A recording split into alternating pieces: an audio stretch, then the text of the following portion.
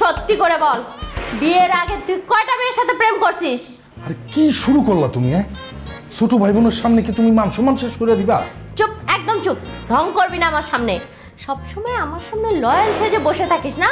তোর ছোট ভাই নিজের মুখে বলছে যে তুই একটা থাপ্পাবাজ, একটা টাঙ্কিবাজ ছেলে। তুই দে নাম্বার দে। নাম্বার? কার নাম্বার দিবি? কার নাম্বার দিবি তুই বুঝিস না? না, বিয়ের আগে যতগুলা মেয়ের সাথে প্রেম করছিস তাদের সবার নাম্বার দে এখন। ওরে আল্লাহ রে, তুমি কি পাগল হয়ে গেছো তুষ্টি?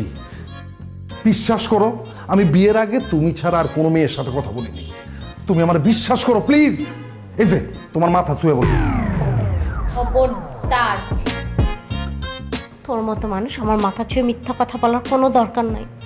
হায় রে আমার পোড়া কপাল, জানলো তো জানলো, আমার নিজের বোনই জানতে পারলো যে তুই একটা চরিত্রহীন, তোর চরিত্রে সমস্যা আছে। আপনার তো চরিত্রে সমস্যা আছে, মেয়েদের সাথে কিভাবে কথা বলতে হয় আপনি তো সেটাই জানেন না।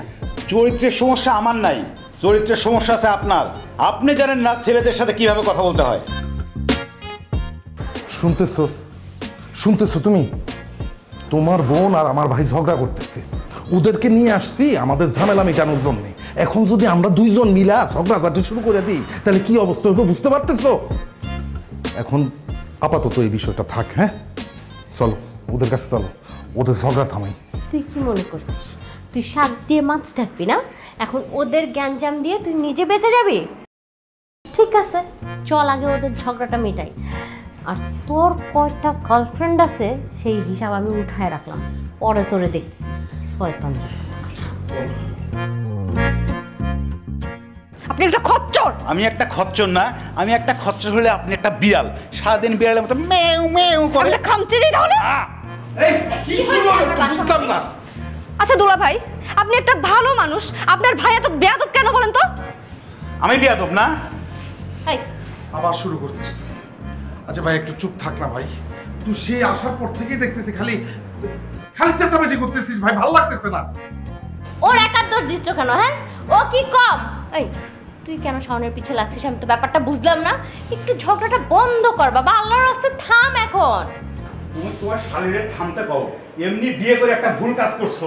তারপরে কিন্তু আমি ভাই পরে করিস, যা করার পরে করিস, তোর সাথে আমার একটু কথা আছে। আয় আয়। আমি যদি আর দেখছি ওর সাথে ঝামেলা করতে, তোর খবর আছে। আয় রুমে আয়। তুই এটা কি শুরু করলি? আয়সাই ঝগড়া শুরু করছিস? তুমি কোনো কথাই বললো না। একেতে মারে না জানে তুমি বিয়ে করছো।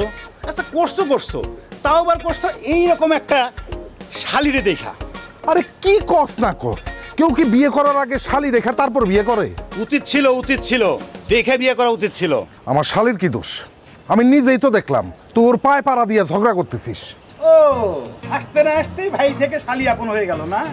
ঠিক আছে, তবে তোমার শালীরে আমি একটা উচিত শিক্ষা দিয়েই ছাড়বো। আরে ভাইরে তুই এগুলো কি শুরু করছিস? হ্যাঁ, তোরে আমি আমার বাসায় ডাইকে নিয়ে আসছি যাতে তুই আম্মারে আমার বিয়ের ব্যাপারটা বুঝাইতে পারোস, আম্মারে যেই কোনোভাবে ম্যানেজ করতে পারোস। তুই তা না করে আমার শালির সাথে ঝগড়াঝাটি লাগাই দিস। তুই যদি ওর সাথে ঝগড়াঝাটি নিয়ে থাকস তাহলে আম্মারে বুঝাইবো কে? আর এদিকে তো তুই শুধু আমার শালির সাথে ঝগড়া না, তুই তোর ভাবির সাথে আমার একটা প্যাচ লাগাই দিছিস। ভাবির সাথে আমি এবার কি করলাম?